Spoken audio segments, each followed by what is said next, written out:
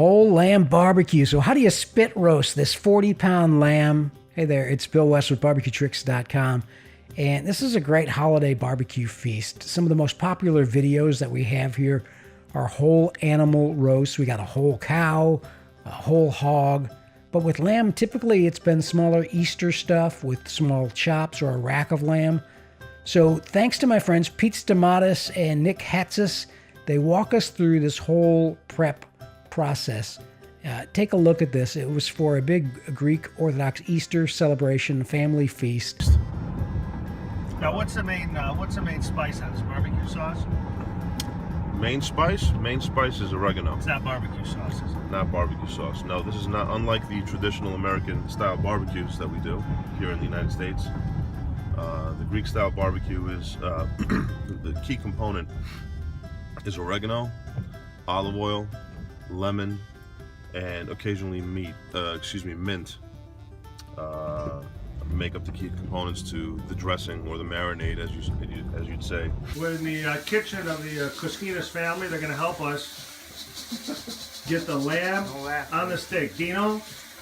Yes. Tell us what you're doing here, buddy. The first thing is we're going to stick the pole through the back end. Yeah.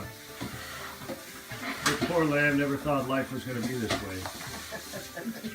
And we got to line these two up with the legs, but before we do that, we're going to have to stick it through the throat here. There's a little slot. If you stick your finger, anybody can do it. You'll see it. And what we want to do is try and go through the head with this, so we crack it.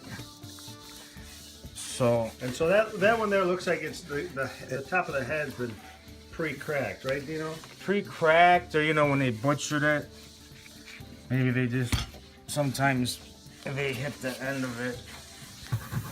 It's a sharp knife. Watch your fingers, man. That's against you right there, fella. Oh, Go. now it's coming. Go ahead, Stan. Do it, Stan. Okay. Okay, now. You get heads in the mix. Now we're gonna flip her over, try and even her out so we can get the back legs. Right in the meat there, right? Okay. Right in the legs. Approximately how much are you gonna pay for this lamb? You got to figure out where to get it first. A butcher can help you.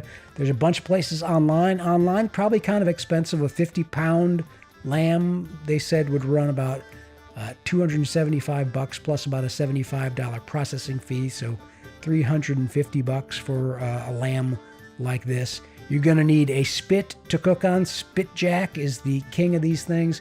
I'll put a link to their model CX855, which can handle up to a 55-pound lamb or even a hog. It's a nice one. And otherwise, you can rent a spit from some rental companies. But a hog would take a lot longer because you're cooking the hog to a hotter internal temperature so you can pull it apart. But with this, expect about a 4 to 5 hour cooking time. It all depends on the wind, the weather, and this spit here that we're using has a closed-in back, so it'll cook a little bit hotter than one that is totally open, maybe like this one here. Okay, so now the bracket is in, and now you need the screws. There should also be a bracket piece, right? Mm-hmm. Where's our bracket? Screw that one. Get on the. Okay, we're good. We want to make sure this hook is here is lining up with the pole. This is bracket number 2. Bracket number 2. It's a little bit trickier in the. Okay. Okay. How's the other one? It's coming. Okay. Let that happen. Yeah, we're gonna stick our hands. This is from Colorado, grass-fed. Those are the best, they say. The best. Certified organic. How big is it? It's a 40-pounder. That's a big one. It's a big one, but it's a baby. You know how you can tell a lamb's a baby? Not by the size. You could have a lamb that's this small and be only 30 pounds, but by the teeth. Oh. The teeth are baby. And I bought a lamb one time. It was 80 pounds. It was baby? It was a baby. You can tell by the teeth. Baby huge. But one time, a long time ago, my cousin in Greece, he has 1,500 goats and 300 lambs in Greece. And he killed a little lamb, a small one. It was only 32 pounds. And I says, πώς το καταλαβαίνεις, είναι τόσο μικρό. He goes, είναι προβατίνα. It's old. He goes, look at the teeth, and the teeth were huge. So the small teeth The means small teeth, it's small because the larger the teeth, that means it grows by the years. All right, so small teeth. Small teeth means baby lamb. Underneath. Yeah. One thing to watch out for is when you secure the lamb on the spit, you're going to want to get it really secure so there is no wobble at all. You can use the twine or some rope, but make sure you're using cotton twine or cotton rope, not the plastic stuff that could melt. And then when you mount it up there, start with the lamb on the highest setting and lower it occasionally through the cook until the last 30 minutes, where you lower it all the way to the bottom to crisp the skin not up going nicely. It's not going It's not anywhere. going nowhere. That's the important thing. So this is the spit where the lamb is going to be made. We got the coals going. The coals are going a little slower than we like. So this is an ancient Greek technique to get your coals going. Go ahead. It's called the pistolaki.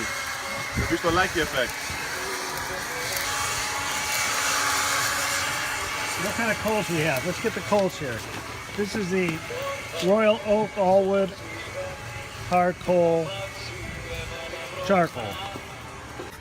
We've got the basic dressing or the basic dry rub for the lamb that we use to coat the inside of the animal before we put it on the spit, which consists of your basic ingredients, basic spices, salt, pepper, garlic powder, oregano, dried mint, and we tend to like a little bit of lemon zest and orange zest in our dry rub. And what we'll do is we'll utilize half of this on the animal, dried, and then we'll save half of this for the olive oil dressing that we'll use to baste the animal. What you want to do is you want to hand mix this. This is another Nick. Everybody working on the lamb is named Nick. Gotta get this puppy ready and tied up. Do this. Ella. What are you doing there, guys? We are dressing the animal. We are putting the dry spice rubs in there, Along with what? along with a stick of Land O'Lakes made in Chicago butter. Okay, so the spices have gone in. They're inside the animal. There it is. And now we're closing it up using the. Nick here is actually a doctor. Nick, what is the suture technique we're using? This is called the single-handed malakia technique. The single-handed technique.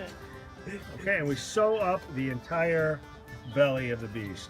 So after a few hours of basting, you check the meat and you want it cooked to your liking. You probably shoot for internal temperature in the thickest part of the thigh, about 150 degrees Fahrenheit to 160 degrees Fahrenheit.